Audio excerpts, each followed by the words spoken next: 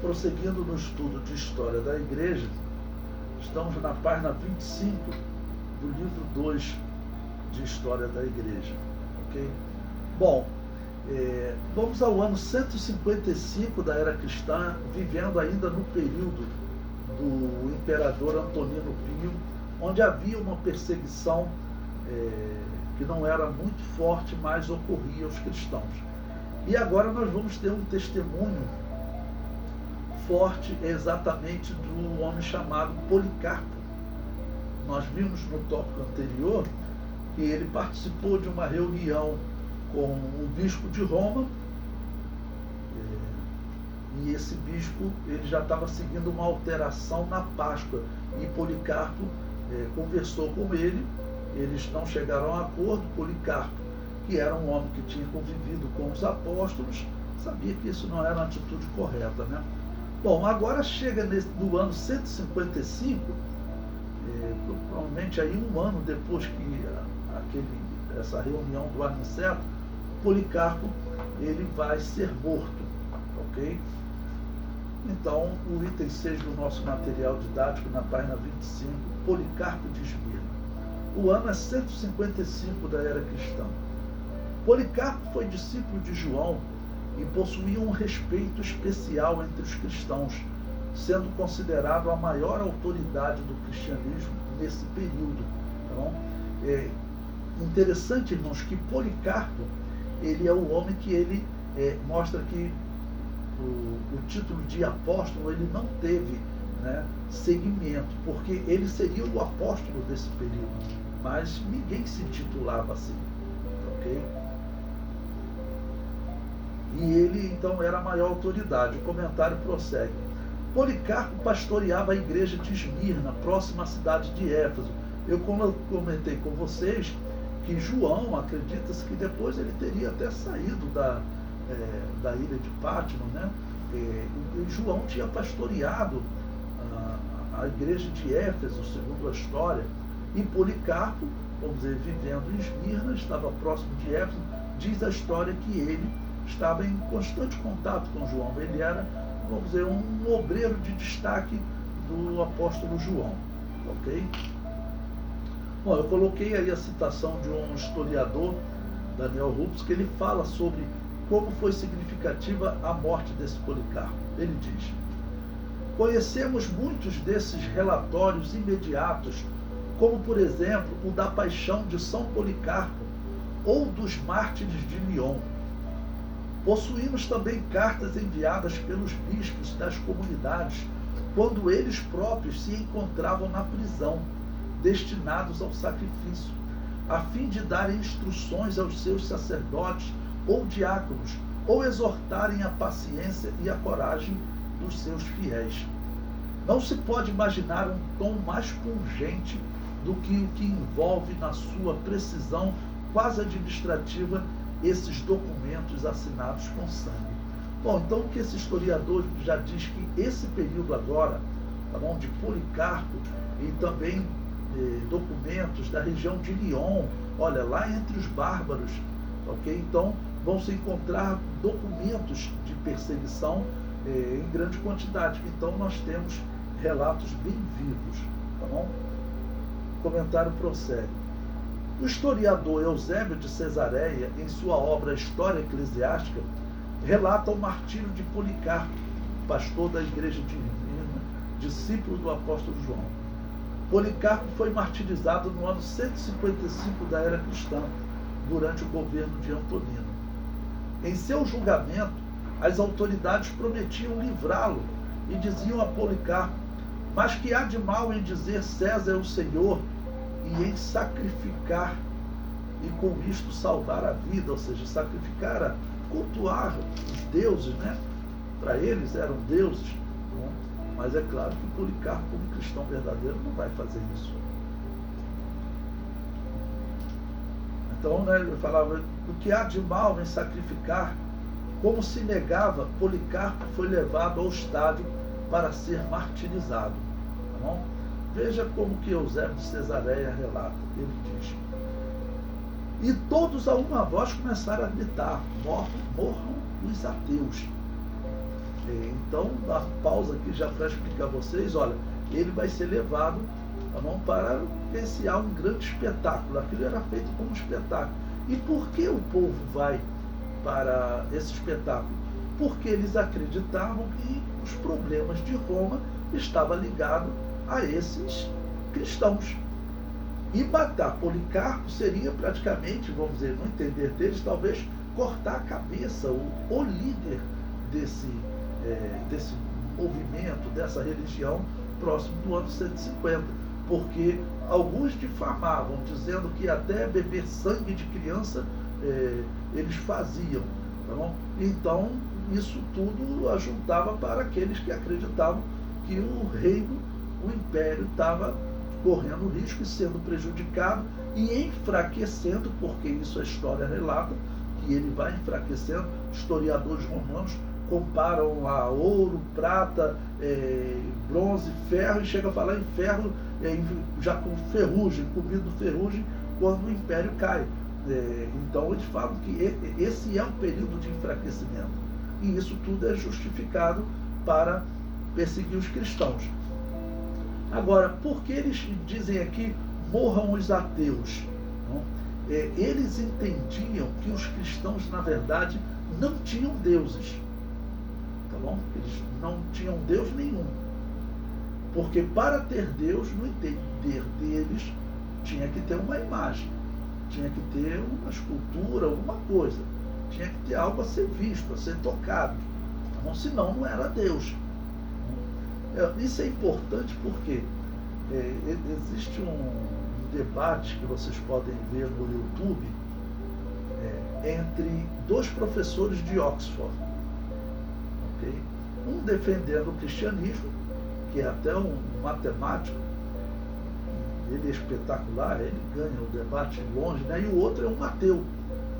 E o ateu, entre as coisas absurdas que ele falou, utilizando desse ponto histórico, ele interpretou errado a fala aqui dos romanos, né, chamando os cristãos de ateus. Ele disse, olha, vocês também são ateus, porque você não acredita em Zeus, então você é um ateu. Isso não é ser ateu. Isso não é ser ateu. Né? O ateísmo parece que causa realmente um bloqueio de raciocínio na pessoa.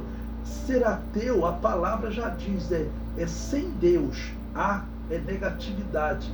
É sem Deus, não Deus. Ateu não é você acreditar no Deus X e desacreditar no Deus Y. Isso a própria palavra ensina.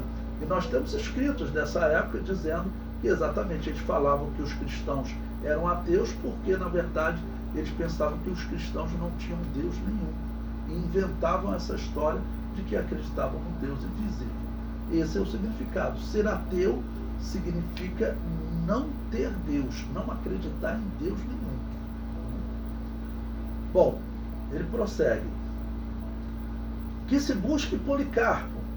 Foi enquanto orava, numa visão que teve à noite, 3 dias antes de sua prisão, ou seja, 3 dias antes da prisão, ele teve uma visão. Quando viu que o travesseiro de sua cabeceira se consumia completamente abrasado pelo fogo. Despertado pelo fato, logo interpretou para os presentes o ocorrido, quase adivinhando o futuro, e anunciou claramente aos circunstantes que ele haveria de morrer por Cristo no fogo. Olha só que testemunho interessante. Ele, na verdade, foi avisado por Deus de como ele iria morrer. Né? Nesse sonho, as pessoas às vezes chamam sonho de visão, eu prefiro chamar sonho de sonho, foi uma revelação de sonho, descrevendo que ele iria morrer e seria pelo fogo. Nesse período, os cristãos, eles estão vivendo sob dificuldade. E mesmo ele, às vezes, estando em um local distante, acabou que ele foi capturado. A cidade de Esmirna ficava fora de Roma, distante, né? Bom, então, prossegue o relato de Policarpo e diz: era tal o ruído no estádio que muitos não podiam ouvir. Entrando Policarpo no estádio, sobreveio uma voz do céu. Olha que bonito. Ser forte, Policarpo, e porta-te como homem. Né? Ou seja, uma pausa aqui para explicar. Deus revelou a ele, e Deus queria, estava no plano de Deus deixar um testemunho forte como esse que nós vamos ler agora, porque é um testemunho que inspira os cristãos por toda a história. Toda vez que eu leio, desde a primeira vez que eu li até hoje, é emocionante, é um testemunho forte. Então, ouviu-se uma voz do céu: ser forte, Policarpo, e porta-te como homem. Ninguém viu quem falou, mas muitos dos nossos ouviram a voz. Agora, irmãos, presta atenção, o que significa muitos dos nossos? Então, porque diz a história também que quando um cristão era capturado, principalmente Policarpo foi capturado. Então era feita uma viagem, né? Nós contamos a história de Clemente, por exemplo, sendo levado, tentando evangelizar os soldados, né? Que ficavam irados com ele. Então, eles sabiam daquele momento, tá bom? E pelo que ele descreve aqui, foram cristãos que foram disfarçados lá para poder ver a morte de Policarpo, né? Para poder presenciar, talvez a esperança de um milagre, mas, bom, eles estavam lá, né? Ok? Então ele diz: muitos dos nossos ouviram a voz. Quando o conduziam, armou-se grande tumulto por parte dos que perceberam que haviam prendido Policarpo.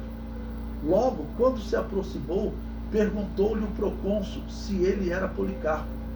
Tendo ele confessado, aquele tentou persuadi-lo a que renegasse, dizendo: tenha consideração à tua idade, e outras coisas parecidas a esta. Como tem costume de dizer: jura pelo gênio do César, muda de pensar, diga: morram os ateus.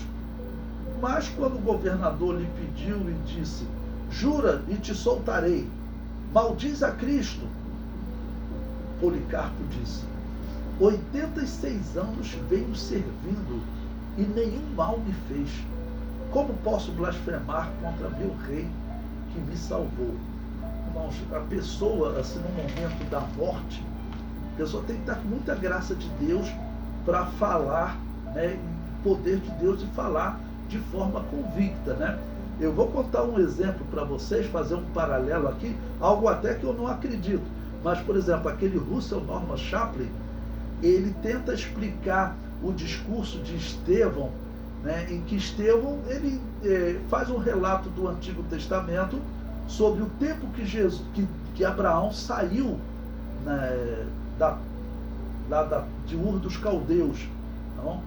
E ele argumenta que Estevão teria errado, que o texto bíblico está errado. Né? Mas por que Estevão errou? Ele argumenta que Estevão estava com a sua vida em risco. Ele ficou nervoso e ali começou a errar a Bíblia, né? E acabou falando errado. Na verdade, não é nada disso. E o que nós temos que acreditar? Que tanto Estevão quanto Policarpo estava se cumprindo neles o que Jesus prometeu. Olha, não se preocupe com o que há de falar quando você chegar diante dos reis e dos poderosos, porque o meu Espírito falará por vós. Então, nesse momento aqui, eles falavam, eu tenho certeza, pela profecia e pela fé na profecia, que eles falavam com uma autoridade que assustavam as pessoas. Tanto que nós veremos mais à frente homens que se converteram, e filósofos que se converteram, homens que se converteram e que escreveram coisas maravilhosas, exatamente dizendo: olha, não faz sentido essas pessoas serem maus, né, e eles manterem a vida, abrirem mão da vida, né, mas continuar defendendo aquilo que eles defendem. Isso leva homens à conversão do Evangelho. Nós veremos conversão um pouco mais à frente, exatamente escrito dizendo, né, de pessoas que se converteram exatamente por esse testemunho dos cristãos, porque era muito forte. Era muito forte você chegar e falar com autoridade, né? E muitas pessoas que, como nós veremos aqui, eles sofrendo torturas, não? E continuando glorificando a Deus, né?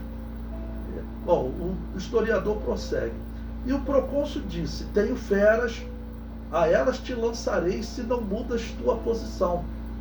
Mas ele respondeu: chama-as, porque para nós não é possível mudar de posição se é do melhor para o pior. O bom é mudar do mal para o justo. Insistiu o procônsul: como não te arrependes, farei com que o fogo te dome se desprezas as feras.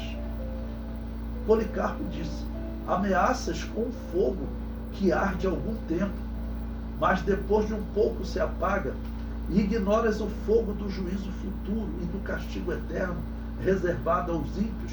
Mas por que tardas? Traga o que quiseres. Então dizia isto e muitas outras coisas mais. Enchia-se de valor e de alegria, e seu rosto transbordava de graça, ao ponto de que não somente não caiu em confusão pelas coisas que lhe diziam, mas pelo contrário, foi o procônsul que ficou fora de si e chamou o arauto para que no meio do estádio apregoasse 3 vezes. Policarpo confessou que é cristão. O arauto era normalmente a pessoa que tinha uma voz forte, para dizer. Ele não negou, ele confessou, então vamos matá-lo. Mas veja que a descrição, tá bom, é de alguém que fala cheio de valor, tá bom? Fala com autoridade, de maneira tal que o procônsul ele ficou até confuso. Eu fiz a comparação com aquele livro, ele infelizmente fala de Estevão, mas tanto Estevão quanto Policarpo, pelas palavras dele, Policarpo entendeu que Jesus queria que ele se tornasse um mártir, tá bom? E que isso ficasse para as gerações, e que ele seria queimado. Ok? O comentário prossegue. Durante o julgamento de Policarpo, entendemos por que a carta a Esmirna afirma que havia alguns que se diziam judeus, mas eram da sinagoga de Satanás. Quando você abre o Apocalipse,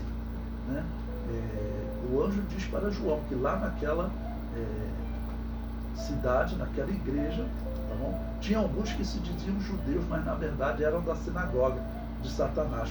Mas veja o que vai acontecer com esse pastor de Esmirna, Quando o arauto disse isso, toda a turba de gentios e de judeus que habitavam Esmirna se pôs a gritar com ânimo exaltado e grande vozerio: este é o mestre da Ásia, o pai dos cristãos, o destruidor de nossos deuses, o que ensinou a muitos a não sacrificar e a não adorar.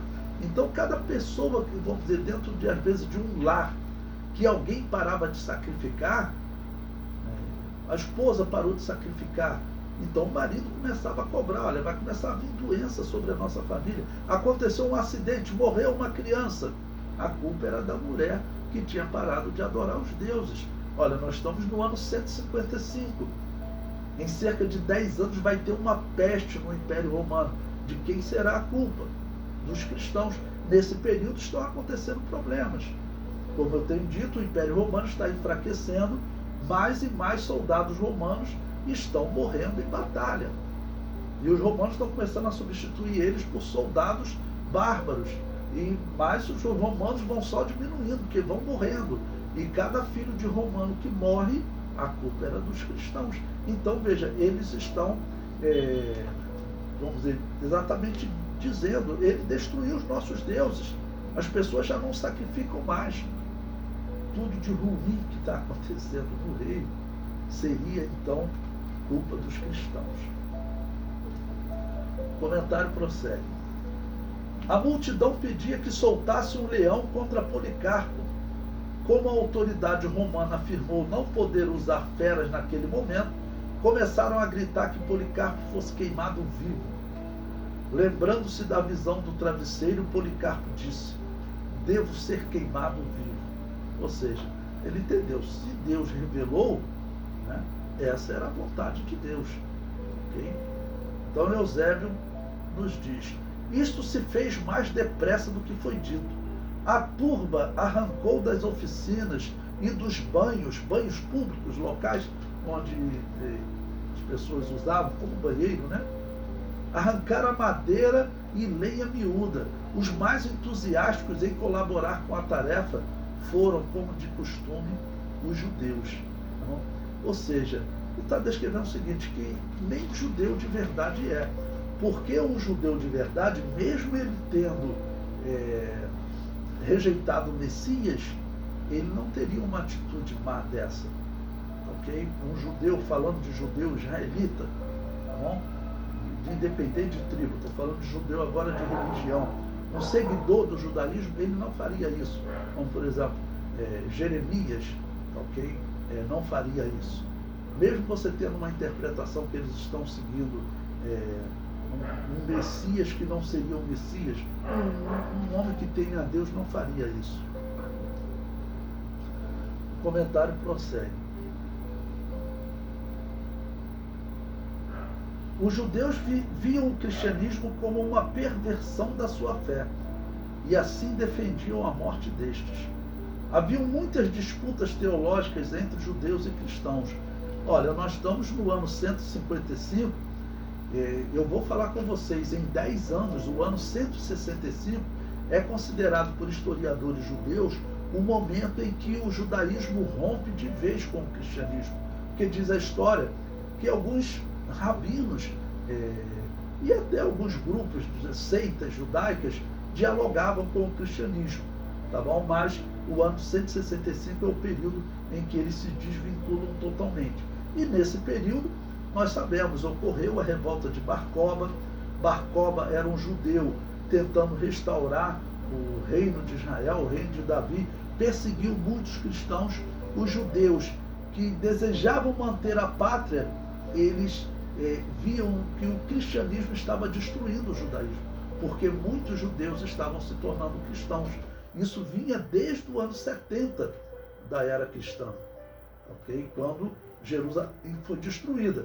Eu comentei com vocês, foi o cumprimento de uma profecia de Jesus, que ele havia dito, quando vir de Jerusalém cercada, é sabido que é chegada a sua hora, e que ela será desolada, e que os gentios pisarão a cidade santa até que se complete o tempo dos gentios. Então os judeus viram que essa profecia se cumpriu. Então havia muita conversão. Então, aqui vendo o líder dos cristãos, alguns judeus acabaram então participando do incentivo, talvez acreditando que o cristianismo enfraquecendo, o judaísmo poderia se recuperar, aumentar. O comentário prossegue. Talvez Policarpo tivesse em mente as palavras de Jesus na carta de Esmirna, que afirmara que os cristãos dessa cidade não sofreriam o dano da segunda morte. Interessante, irmãos, antes de prosseguir na leitura das palavras de Policarpo, na história, essa carta à igreja de Esmirna, ela é interpretada como sendo uma carta que ela pega exatamente o 2º e 3º século da era cristã. A primeira carta do Apocalipse, que é a carta à igreja de Éfeso, normalmente é interpretada como sendo a igreja do 1º século, a igreja primitiva. A segunda carta, a Esmirna, é essa igreja que é perseguida pelo Império Romano. Vai desse período que nós estamos estudando, né, o século II, até o ano 312, quando Constantino acaba com a perseguição. Essa é considerado o período profético de Esmirna, né? E essa carta de Esmirna, exatamente, Jesus Cristo promete que o que vencer, ele não sofrerá o dano da segunda morte. Então, olha como a profecia, a interpretação se encaixa com a história, ok? Bom, Policarpo disse, Eusébio de Cesareia nos relata: Pai, de teu amado e bendito Filho Jesus Cristo, por quem recebemos o conhecimento acerca de ti, Deus dos anjos, das potestades, de toda a criação e de toda a raça dos justos que vivem em tua presença. Bendigo-te porque me julgaste digno deste dia e desta hora, para ter parte entre o número dos mártires. Ou seja, Ele percebeu, é a vontade de Deus. E para um homem limitado, todos nós somos limitados, pecadores, você vê Deus te escolhendo, olha, você vai entrar para a história, você vai inspirar muitos. Através da tua morte, pessoas aceitarão meu filho como Salvador, tá bom? Eu preciso de um Marte na história, né? E você foi o escolhido. Então ele está dizendo, ele está bem dizendo a Deus por isso, né? Por isso que eu digo, a descrição é de alguém falando, tá bom? De forma poderosa. E prossegue. No cálice de teu Cristo, para a ressurreição na vida eterna, tanto da alma como do corpo, na integridade do Espírito Santo. Oxalá seja eu recebido em tua presença hoje, com eles em sacrifício vivo e aceitável, segundo preparaste de antemão, como de antemão o manifestaste e o cumpriste, ó Deus, sem mentira e verdadeiro. Por esta razão e por todas as coisas te louvo, te bendigo, te glorifico, por meio do eterno e sumo sacerdote Jesus Cristo, teu Filho amado, pelo qual seja a glória a ti, com ele no Espírito Santo, agora e nos séculos vindouros. Amém. Então, irmãos, dá para imaginar como foi, né, esse momento, como foi poderosa, como foi viva essa palavra, né, e como o historiador disse, tinham cristãos lá, tinham dos nossos que ouviram e relataram, ok? Então, dos cristãos, tinham lá também, entre eles, ímpios. Certamente alguns pedindo para matar Policarpo, mas certamente tinham cidadãos comuns. Vocês têm, no mundo não são só pessoas violentas. Nem todas as pessoas acreditam nessas tolices, né, de que Júpiter não quer mais nos conceder a vitória porque os cristãos dizem que ele não existe. Tinha muita gente que não acreditava nisso. Ia lá no estádio, quando via um testemunho desse, o homem falando com autoridade, tá bom? A autoridade romana ficando até espantado. E agora ele faz essa oração gloriosa a Deus, né? O comentário prossegue. Ao concluir a oração, acenderam o fogo. Mas para espanto da multidão, o fogo não queimava Policarpo. Ordenaram que lhe cravassem uma espada. Então, olha, primeiro, irmãos, pense se você está lá, certamente tenso, que é humano, mas o Espírito Santo te dando graça, você vai ser queimado, tá ok? E de repente, o fogo não começa a queimar. Você está vendo fogo em volta de você, mas o fogo não te queima.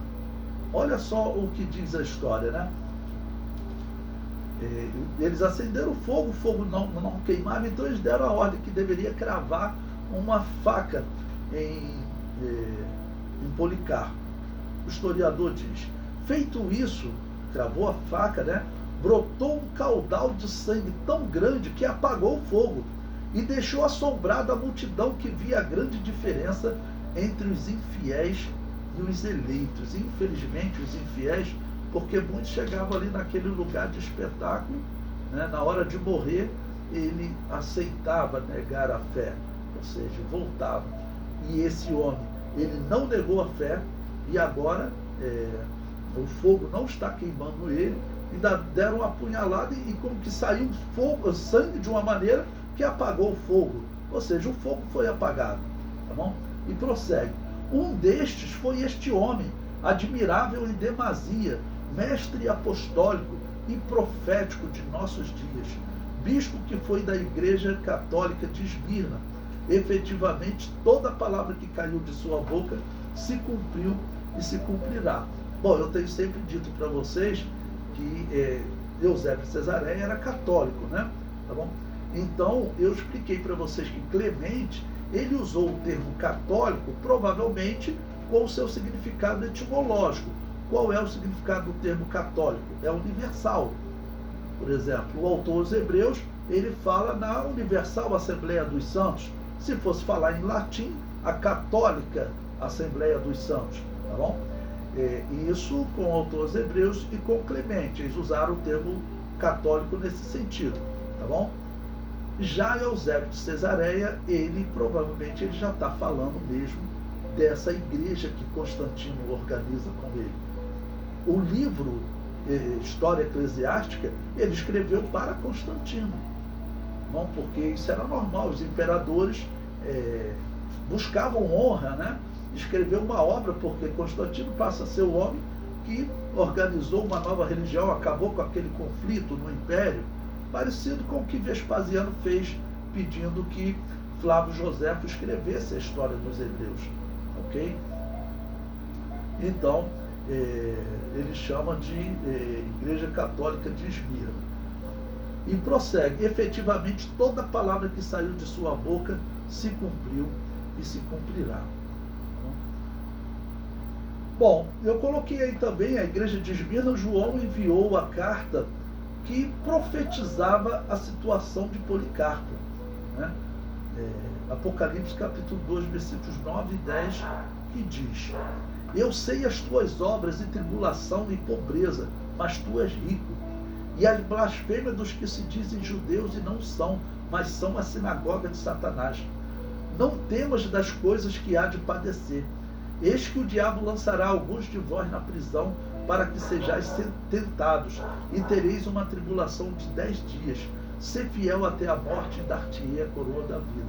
E depois Jesus promete: ao que vencer, ele não receberia o dano da segunda morte. Então, o testemunho de Policarpo é um testemunho espetacular para nós.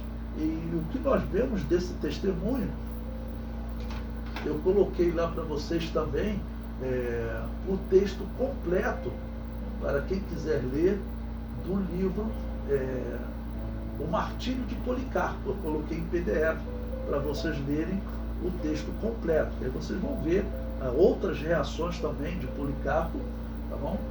Não dava, eu dei sempre aquele exemplo, não dava para eu colocar tudo aqui no livro, tá bom? Mas aí vocês têm esse texto, eu coloquei ele lá para vocês.